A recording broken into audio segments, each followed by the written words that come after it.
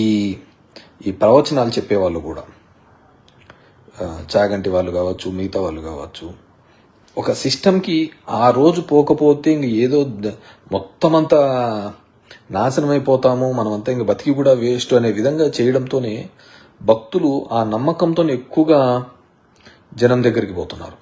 గుళ్ళకి అదే రోజే వెళ్ళాలని. ఇప్పుడు పుష్కరాలు జరిగింది, ఆ రోజు ఏంది, ఆ రోజు పోతేనే, నా పుష్కరాల్లో జరిగితేనే మనకు ఇంకంతా ఎక్కడ లేని పాపాలన్నీ పోతాయి, ఎక్కడ లేని పుణ్యాలన్నీ వస్తాయి అని చెప్పేసి ఆ రోజు వెళ్ళడంతోనే ఆ రోజు ఆ విధి జరిగింది. ఇప్పుడు కుంభమేళా జరుగుతుంది.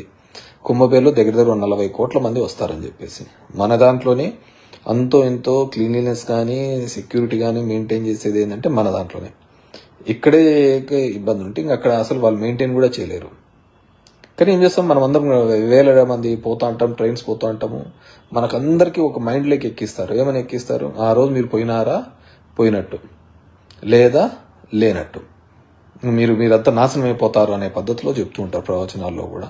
అది చాలా తప్పు. డెఫినెట్గా వెళ్ళాలి.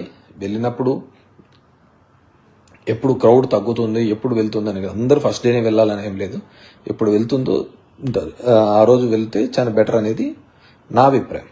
సో ఎందుకంటే గతంలో జరిగిన సందర్భాలన్నీ మనం చూసినాం కాబట్టి, ఆ టెంపుల్స్కి వెళ్ళినప్పుడు కావచ్చు, అదే రోజు వెళ్ళాలనుకునే తాపత్రంతో మనం అందరం ఎక్స్పెక్ట్ చేస్తాం లక్షల మంది వస్తూ ఉంటారు. ఇప్పుడు కుంభమేళకు 40 కోట్ల మంది వస్తారని ఒక ఎస్టిమేషన్.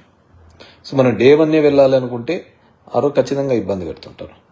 మళ్ళీ లాస్ట్ చివరిలో అనుకో మేళ అంతా అయిపోతుంది కాబట్టి ఇంక అప్పుడు విపరీతం అంటారు. సో ఎప్పుడో వెళ్ళండి, చేయండి.